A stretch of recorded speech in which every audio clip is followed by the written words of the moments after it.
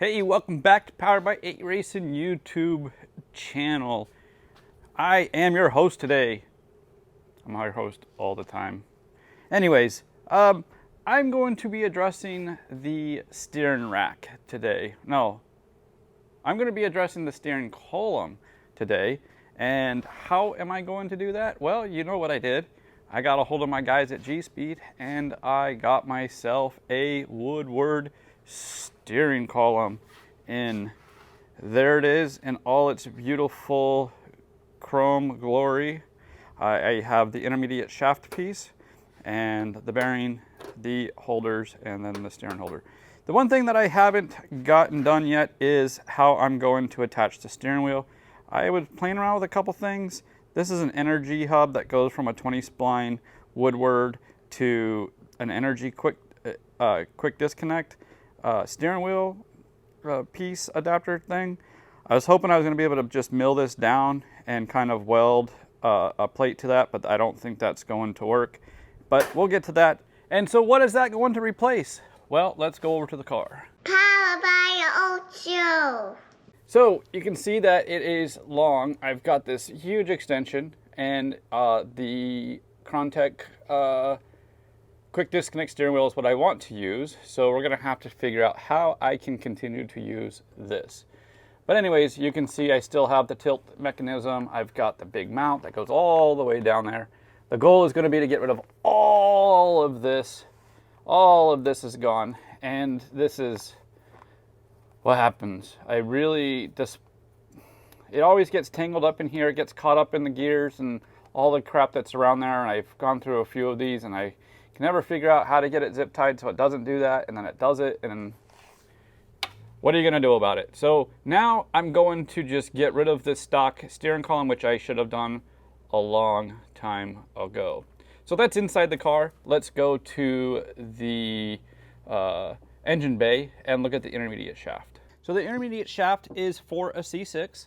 This is a C6 rack that I have because I have a C6 magnesium cradle. It's already been I've already had to weld on it to make it fit because it was a little long. So I cut the tube down here, re-welded it up. It's been perfectly fine. Now I'm gonna have to cut this off and use a Woodward or universal joint. So that's what we're gonna do. You gotta just make sure that you keep this orientation and that your phasing is going to stay the same, which is pretty easy because as long as you've got your U here and your U down there, you're going to be in phase, and as long as they're in alignment with each other, then you won't get any binding. So what I'm going to do is I'm just going to take a measurement from this point here just to make sure that we don't lose any, I don't want to reshape this angle. I've played with it in the past, and if this is a good angle, the engineers did this the right way, and if this changes its distance in any way, then this gets kind of weird how it will spin. So I'm going to try to keep the same distance at least on the intermediate shaft, and that can be adjusted later if I need to by just getting rid of this as being collapsible, because now the steering column is more collapsible than this needs to be. So this is collapsible from the factory, and the Woodward column itself is collapsible. So I don't need the intermediate shaft to be collapsible anymore as long as I have the steering column itself be collapsible. So anyways, let's get started with just tearing out the steering column itself. That'll be the easiest. Then we'll take off the big mount because that's got 4 bolts that are really far back in there. And then let's see, what do we got to go from there? Those bolts, and then the intermediate shaft. So one thing to note, I don't have a brake booster anymore, so that's why I have a very good view of this area. Your stock brake booster would be there, but since we don't run one in these cars that have the tilt and pedal boxes with the Bosch ABS systems, so this is going to be what is going to come out because that's what holds the main mount for the steering column. And then down here is where the bearing will be. So we'll have to get in there and kind of see what's going on because I really don't know what's lurking down there. But that's going to be easy once we can get everything out of the way and really see what's happening. So let me grab some tools. Let's get the stock steering column out of there, and yeah, we'll go from there. All right, you can't see it, but when you get into your car, if you're gonna take this out, there's two 13mm bolts, nuts, that are attached to pins all the way in the back, almost to the firewall. And those are part of the actual column mount system that's here. That's for your instrument cluster. All kinds of stuff gets bolted to that when you have it. But anyways, there's two 13mm all the way back in there. I'm gonna use this like a little extension with the wobble on it that has a universal. Should be able to get in there. And then there's two 13mm pins on the bottom. That'll allow this to drop out, and then you can pull this out. I didn't show you, I've already pulled the intermediate shaft out from the engine bay, so that's already been done. So let's throw this 13 on here, and we'll be able to pull this out pretty quickly.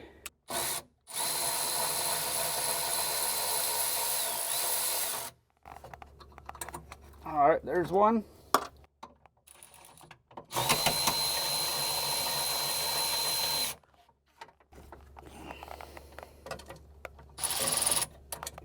There's two. So those are two hard to reach ones. The two that are under here, we'll just get the far one first because it's gonna drop as soon as the other one comes out. So we'll get this one out first.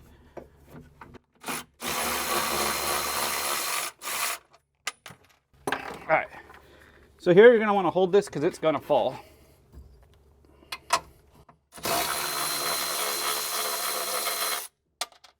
All right, so once those are off, you can just drop it down and it should pull out. And this is the stock one. Now, the next hard part is going to be getting the bolts that are like I showed you in the engine bay. Those 4 bolts, they're really stuffed up inside there. I've replaced mine with, I think they have Allen heads on them.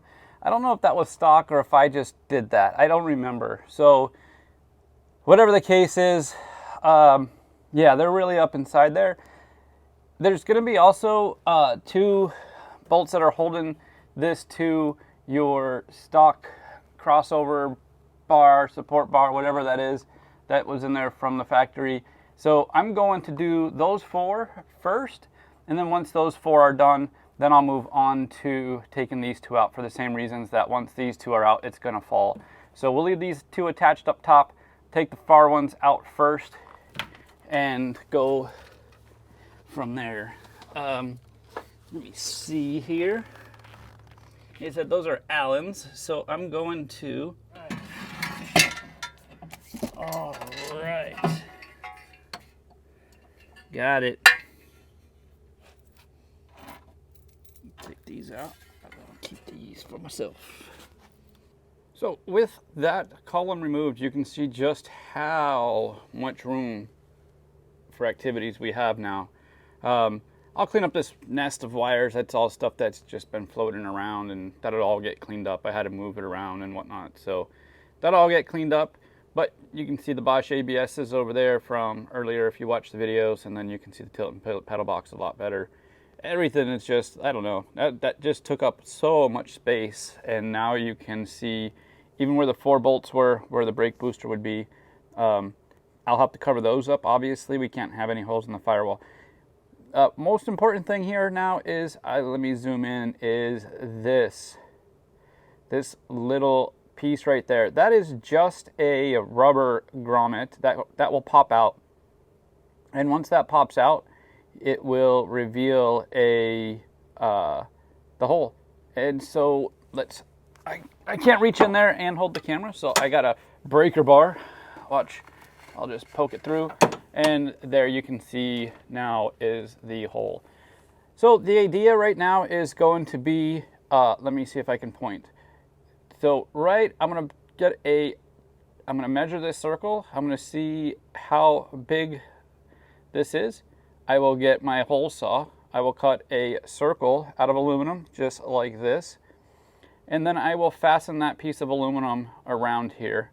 And at the same time, it will index the center because of this being a hole saw cut. It'll also give me the center that I need. And with that being the center, I will be able to also cut another hole where the bearing will be. and then the bearing will bolt here and here, and then that's going to index the center of this hole, and that's where we will mount the shaft that'll come up, the collapsible shaft that'll go through there, and then the rest of the Woodward steering column will come up through here, and we will bolt our 2 pieces here, and then that will hold it there. All right, I went ahead and made these 2 plates off camera. This is a 3.5-inch circle with a 2-inch circle in the middle, and what these will do is one will be for inside the car, one will be outside the car on the firewall, and that's just to attach this bearing to. Now, you don't put the plate in between this because this needs to be able to go together in order to grip the bearing to hold it in orientation to wherever you need it. And then I'll have one on the outside for the sandwich of the firewall, and that should give us enough strength to where this won't go anywhere. I'm not going to show you this getting installed because it's going to be very hard to get in there to show it to you, but it's going to be pretty much where I showed you earlier where that hole is going to be. So let me get this installed and then I'll show you the rest of the steps. All right, it's the next day. I went ahead and let that dry. I panel bond those to make that sandwich. So I let it dry overnight. Let me show you what it looks like right now. It is in there and the bearing is there. So as you can see right there, I've got the some bolts sandwiched it on the top and the bottom, and then I've got the 2 that are holding the bearing. So it's held in 4 spots total, sandwiched between 2 pieces of aluminum and the firewall, and also panel bonded. As you can see around the edges, it squeezed itself out. I smacked it. It's not going anywhere. I'm going to put the brackets that are going to hold the steering column, and then I will slide the steering column in. And then over here, I've already set up this and where it needs to be welded. Now, Woodward was very specific on not to drill this and plug it. They said just to weld it around here and to MIG it, don't TIG it, because TIG requires more heat and you don't want this to fail. And if you do that, it will fail, and if you try to plug it, it will fail. So the least amount of heat that you can get this to be welded to, that the better. Anyways, I'm going to move on to the column in the car, and then we'll worry about the intermediate shaft when that's in the car. So let's do that. All right, this is going to slide up in here, and how I'm going to put mine, I'm going to make sure that this part is facing down, and that gives myself a little bit of room for my knees and whatnot. So let's take this off and hope that we're going to be able to get these bolts behind there. Should be all right. It'll be awkward, but we'll be able to get to it. Here, here, and here. All right, so that's where that's gonna go. Now I need to raise it up to about where I want it. That's about center. I don't know if that's necessarily where I want it, but let's see what happens. So I need it here. So I want it to be about right here, and I need it to be lower. It needs to be lower for sure, because I want to sit. Let me close my eyes here. So it does need to come this way, and then down just a little bit. So once I get it a little bit tighter, I'll get it so that I can drop it down just a little bit. Probably somewhere around there is where I want it.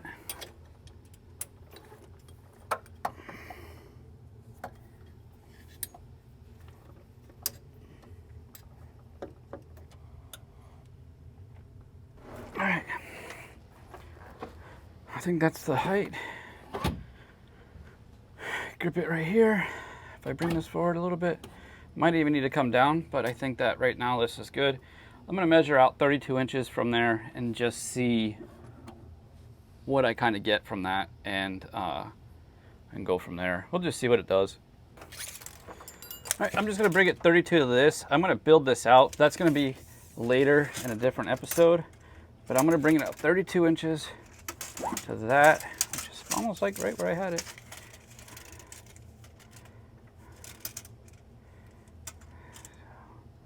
We'll go right to there.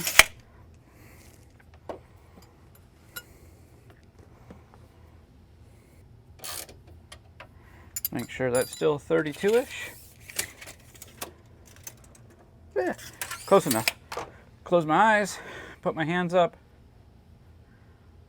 Pretty much dead on where I need it. Might need to come out just a little bit once I get this set up, but for now, we're in a good spot.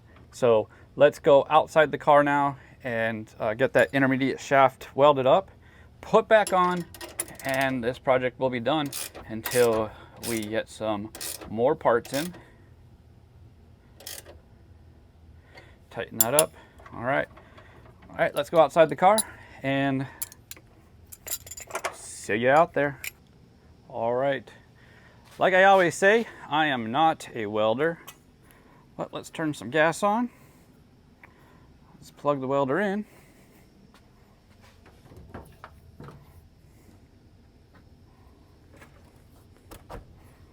Turn that puppy on. Let's turn this up. It's really thick.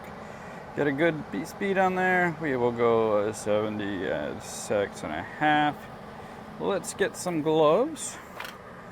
Let's get our ground.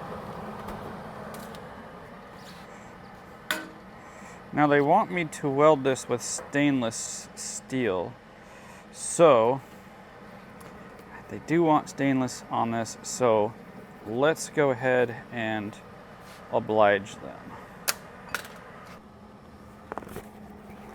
All right, we'll just hit this in 2 quick spots, and that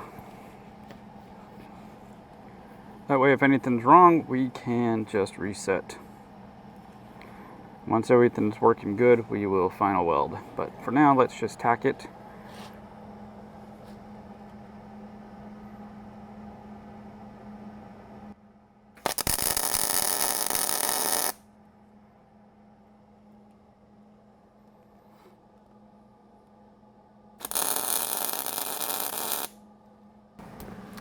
Probably didn't need to get all dressed up.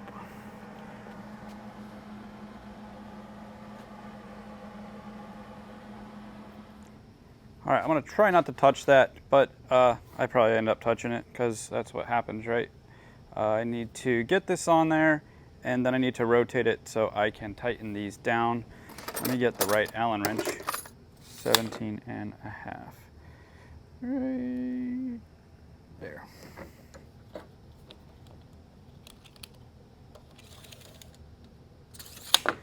17.5. All right, so let's slide this puppy on.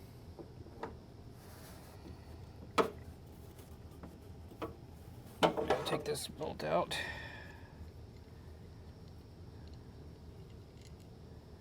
Let's slide this on. Okay,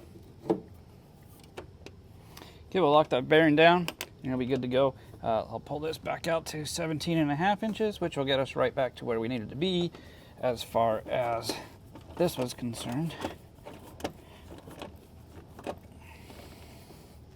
All right, now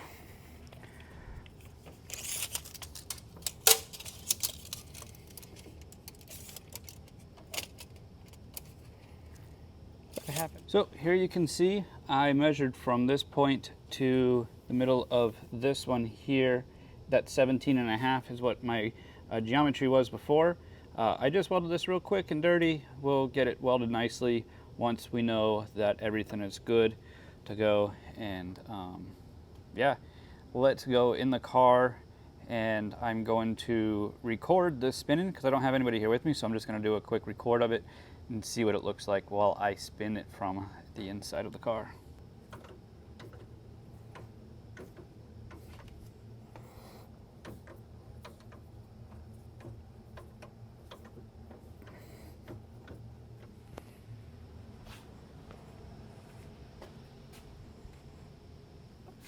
All right, so that just about wraps up what I need to do with this. Now I'm gonna have to do a bunch of thinking and how I'm going to attach the steering wheel to that, because like I said before, we don't have a solution for that yet. I do have G-Speed on the back burner if I can't figure something out, and they'll knock it out for me. But I said, give me a chance to get it done myself first. Waiting for another part to come in, and once that part's here, we'll do another episode on how I plan on tackling that. But for now, I will leave you with this.